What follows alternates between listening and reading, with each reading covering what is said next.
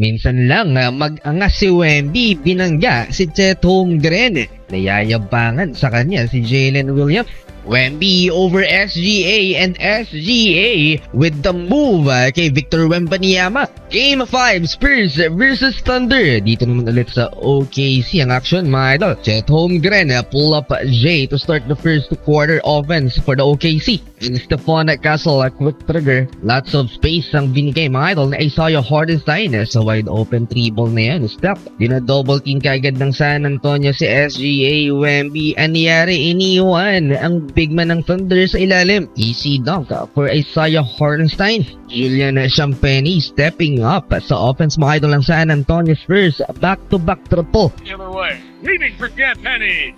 Shooter up. And more from Julian Champagnie, mga idol. Binuli si Chet Holmgren sa interior basket again for Julian. Alex Caruso off the bench, corner triple. No hesitation kahit contested ni Wemby. Di maganda ang first quarter na SGA. 3 turnovers and 0 for 4 sa field. And 4-minute mark, mga idol, sa first quarter. Chet Holmgren over the rookie Dylan Harper. Timeout the Spurs. At dito, mga idol, pinangga ni Wemby si Chet Holmgren pabalik sa bench ng Spurs. Nakita ni Jalen Williams yun at nagulat siya sa ginawa ni Wemby. Di naman big deal kay Chet Holmgren ang ginawa ng alien. Sumunod na pangyayari, mga idol, ay binigyan ng napakagandang lob pass si Victor Wembanyama. Alley-oop slam dunk over SGA. Naisama pa sa poster ang MVP. Rookie Carter Bryant, back-to-back field goal, mga idol. Saw the opening sa interior dunk for Carter at 3-pointer sa wing. 30 seconds left sa first quarter, mga idol, nang makitala ni SGA ang kanyang first field goal.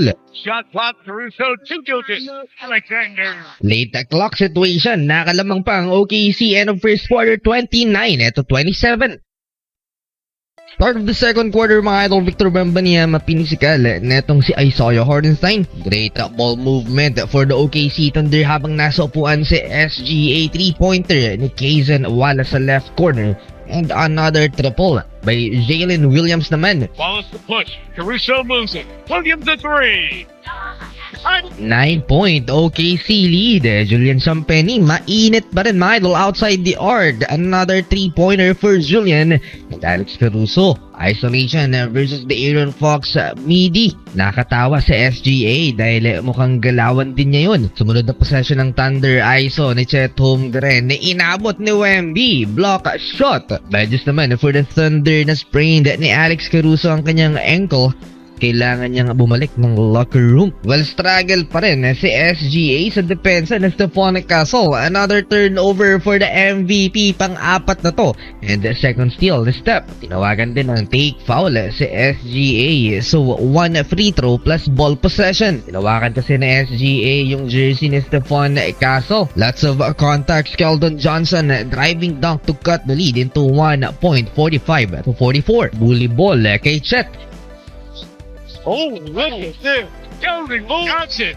Halfway through the second quarter, mga idol, SGA muntik na nga tuluyang paluhurin si Victor Wembanyama. But still a highlight dahil pasok yan. Step back midi baseline for the MVP. And for the first time sa Game 5, bumagsak si SGA. Foul call on Stephon Castle. Pero hindi na napapadalas ang pagbagsak ng MVP. Another Shai Gilgeous-Alexander, a pull-up jumper over the Aaron Fox. Cornet versus Holmgren. 1-on-1 off-balance shot by the 7-footer Thunder big man. No whistle, play on. Better second quarter performance for SGA matapos ang 0-4-4 start niya sa opening frame. Itala siya ng 19 points, mga idol, sa first half at lumobo ng double figures ang lamang ng OKC Thunder end of first two quarters, 69-58. Simulan na nga second half, mga idol, na posterize na sana ni Chet Holmgren sa Wemby kaso inabutan ng shot clock. Malakas pa rin ang OKC Thunder kahit wala ang dalawa sa key players nila, si AJ Mitchell at si J-Dub. McCain missed opportunity sa palpal ni Wemby pero may follow up si Lu Dort. Jared McCain na naman umatake, gustong bumawi and one kahit sinakyan na ni De'Aaron Fox. McCain is armed. Oh! Maalat si Wemby, 2 out of 7 lamang sa field. Double team sa kanya sa ilalim. Great D by Chet. Isaiah Hardenstein. Lapit nang magbente ang lamang ng Thunder dahil sa tres na to ni SGA. 76-58. Timeout Spurs. Tinawag ni Wemby lahat ng teammate niya at kinausap sa huddle. Lahat naman ay nakinig. Yung leader at napaka-vocal ni Wemby, mga idol, sa upuan. Mapot na rin ng pente ang lamang, mga idol, ng OKC after that timeout. Wemby and one alley-oop. May tulak mula kay SGA. Solid si McCain, mga idol, sa game na to. Another mid-range shot and a triple for Jared. Spurs eyes McCain.